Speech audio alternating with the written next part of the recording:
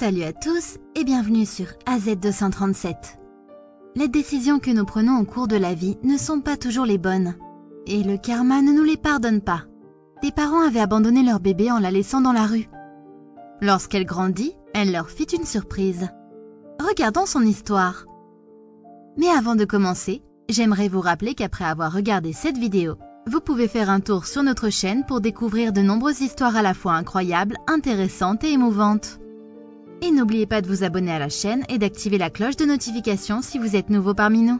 Carlos et Lorena étaient un jeune couple qui étudie en dernière année du secondaire. Elle avait 15 ans et lui 17. Ils étaient très inexpérimentés, puisque pour Lorena, c'était son premier petit ami, et Carlos n'avait échangé que quelques baisers avec une amie. On pouvait dire qu'aucun d'eux n'avait jamais eu de relation sérieuse. Ils se connaissaient depuis la première. Ils étaient camarades de classe et très bons amis. Lorsqu'ils atteignirent la terminale, Carlos dit à Lorena qu'il voulait être son petit ami. Elle lui prit la main et lui répondit « Bien sûr que j'accepte. J'attends que tu me demandes ça depuis des années. » Ils s'embrassèrent et scellèrent leur relation. Et là, une belle relation naquit. Le jour où ils obtinrent leur diplôme, ils sortirent fêter ça dans un centre commercial autour d'une glace. Ce soir-là, Lorena prit la décision de donner à Carlos quelque chose qu'il lui demandait depuis longtemps. Elle se donna corps et âme à Carlos pour la première fois. C'était quelque chose de très agréable, puisque c'était la première fois pour tous les deux. Étant un couple inexpérimenté, ils ne prirent aucune précaution. Un mois plus tard, Lorena informa Carlos qu'elle se sentait mal. Il l'accompagna chez le médecin, qui après lui avoir fait passer des examens, leur annonça qu'elle était enceinte. Pour eux qui n'avaient que 16 ans et 18 ans à l'époque, la nouvelle les frappa comme la foudre. Qu'allons-nous faire maintenant? Nous venons d'obtenir notre diplôme et nous n'avons pas de travail, et encore moins d'argent, exclama Carlos. Lorena, tout aussi paniquée, lui répondit « Je ne sais pas, Carlos, mais je ne peux pas décevoir mes parents. » Cette nuit-là, ni Carlos ni Lorena ne purent dormir, mais Lorena prit une décision très mature pour son jeune âge. « Je n'avorterai pas, » annonça-t-elle à Carlos. « Je vais appeler une amie que j'ai dans une autre ville pour voir si elle peut nous héberger jusqu'à la naissance du bébé. » C'est ainsi qu'ils appelèrent Patricia, une amie de la famille de Lorena, qui leur offrit son aide avec plaisir. Carlos et Lorena dirent à leurs parents qu'ils avaient un emploi pour s'occuper d'une ferme dans une autre ville. Et comme ils n'avaient pas assez d'argent pour les envoyer à l'université, ils obtinrent l'autorisation pour ce prétendu emploi. Le temps passa, et Patricia commença à se sentir mal à l'aise de vivre avec Carlos et Lorena. Alors elle leur demanda très gentiment de retourner chez leurs parents, car elle ne pouvait plus les aider. Carlos et Lorena n'eurent pas d'autre choix que de partir. Cette nuit-là, ils dormirent dans un parc, et le lendemain, Lorena entra en travail. Ils se rendirent chez un médecin et le bébé naquit. C'était une belle fille. Lorsqu'ils quittèrent la clinique, Carlos réfléchissait à leur situation. Il rappela à Lorena qu'ils n'avaient pas d'argent pour manger, et encore moins pour élever un bébé. Au milieu de cette impuissance, ils prirent une décision. On ne saurait dire si elle était grossière, cruelle ou juste. Ils mirent le bébé dans une boîte en carton, enveloppée dans la couverture qui leur avait été donnée à la clinique, et le laissèrent sur un banc du parc. Ils tournèrent le dos, et les larmes aux yeux, abandonnèrent leur bébé. Une heure plus tard, Fabian et Paola, un vieux couple marié, passa devant la boîte en carton et entendit des cris provenant de l'intérieur. Fabian s'approcha et cria « C'est un bébé !» Paola n'arrivait pas à croire que quelqu'un ait pu faire une chose pareille avec un si beau bébé. Ils la sortirent de la boîte et l'emmenèrent avec eux dans ce qui allait être sa nouvelle maison. Ils n'auraient aucune peine à s'occuper d'elle, car ils vivaient seuls. Leurs enfants étaient déjà adultes et avaient fait leur vie ailleurs. Ils l'appelèrent Milagros, parce qu'ils disaient qu'elle était un miracle pour eux. La petite fille grandit dans un foyer plein d'amour, car ses nouveaux parents étaient retraités. Ils avaient donc assez d'argent et de temps à lui consacrer. Elle était bien nourrie, et ils l'avaient élevée de la meilleure façon possible. Carlos et Lorena avaient atteint l'âge adulte. Ils avaient trouvé des emplois et étaient déjà mieux lotis financièrement. Ils se marièrent et essayèrent d'avoir un autre enfant, mais la vie ne leur fut pas favorable. Tous les efforts qu'ils déployèrent furent vains. Ils prirent alors la décision de chercher le bébé qu'un jour, par manque de maturité, ils avaient abandonné.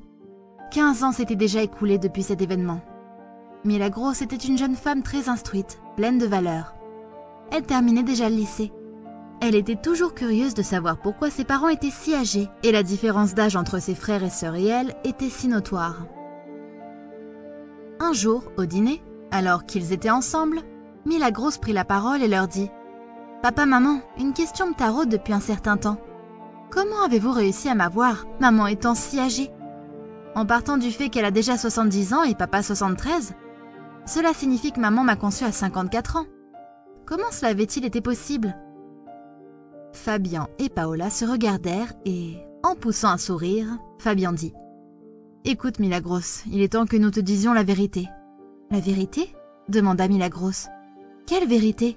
Je veux savoir, papa. »« Milagros, il y a 15 ans, ta mère et moi nous étions de passage dans le parc et nous t'avons trouvé abandonné dans une boîte en carton. Nous n'avons pas rencontré tes vrais parents et personne ne t'a jamais demandé. Nous t'avons recueilli et accueilli comme si tu étais notre fille. » Milagros, troublée par cette révélation, ne faisait que pleurer. Ses vrais parents l'avaient abandonnée, mais elle remerciait ses parents adoptifs de l'avoir sauvée et protégée. Carlos et Lorena se sentaient très tristes et voulaient retrouver leur bébé qu'ils avaient un jour abandonné. Ils la cherchèrent pendant 6 ans, sans succès. Et pendant ce temps, ils continuèrent à essayer d'avoir un bébé, ce qui ne marchait pas non plus. Milagros, quant à elle, sans rien dire à ses parents, par curiosité, se lança aussi à la recherche de ses parents biologiques. Elle avait déjà 21 ans. À l'université, elle étudiait la comptabilité. Un jour, elle était avec un groupe d'amis, quand l'un d'entre eux dit dans la conversation « Vous ne croyez pas ce que j'ai entendu quand j'étais au supermarché ? Un couple posait des questions sur un bébé que quelqu'un aurait trouvé dans un parc il y a des années. » Milagros courut vers ce supermarché. En arrivant, elle posa des questions à ce sujet. L'homme au guichet lui répondit « Ce couple a dit qu'ils allaient déjeuner au restaurant du coin. » « Peut-être qu'ils y sont encore. » Milagros, avec à la fois colère, peur et joie mélangées à la tristesse, s'approcha du restaurant. Elle était là, à quelques pas de ses vrais parents, des gens qui l'avaient abandonnée dans un parc. Tremblante de rage, elle s'approcha et sans même dire bonjour, dit « Me voici ». Carlos et Lorena la regardèrent et Lorena lui demanda « Comment pouvons-nous vous aider ?» Milagros, pleine de colère et de douleur, leur répondit « Je suis celle que vous cherchez. Je suis le bébé qui a été jeté comme un chien dans le parc. » Lorena sauta de la table, tout comme Carlos, faisant tomber les assiettes de nourriture sur le sol. « Ma fille !» cria Lorena. « Ma fille, excusez-moi, vous n'êtes pas ma mère. Vous m'avez donné la vie et je vous en remercie, mais rien de plus. » Carlos la regarda et lui dit « Nous te cherchons depuis des années pour tout expliquer. Nous voulons que tu nous pardonnes et pourquoi pas être une famille. » Milagros les regarda et avec un sourire hypocrite et moqueur qui reflétait toute sa douleur. « Une famille ? Non merci, j'en ai déjà une. Si vous n'avez pas eu le courage d'être avec moi quand j'en ai eu besoin, ne me parlez pas de famille. Maintenant que d'autres personnes m'ont donné tout l'amour et les soins que vous n'avez pas pu me donner. » Lorena, pleurant à cause de la façon dont Milagros s'exprimait et voyant la douleur que ses yeux reflétaient, dit « Nous comprenons que tu nous détestes, mais au moins nous voulons ton pardon. » Milagros répondit de manière très directe « Ce que vous m'avez fait n'a pas de nom et mérite encore moins mon pardon. » Elle se retourna et quitta le restaurant, laissant Carlos et Lorena avec la douleur de voir que la fille qu'ils avaient eue autrefois et dont ils n'avaient pas voulu leur criait aujourd'hui au visage qu'elle les détestait et ne les pardonnerait jamais. Qu'auriez-vous fait si vous aviez été à la place de Milagros? Leur auriez-vous pardonné? Ou peut-être, vous n'auriez même pas pris la peine de les chercher? Dites-le nous dans les commentaires. Si vous avez aimé cette vidéo, alors cliquez sur le bouton j'aime et partagez-la autour de vous. À très bientôt sur AZ237.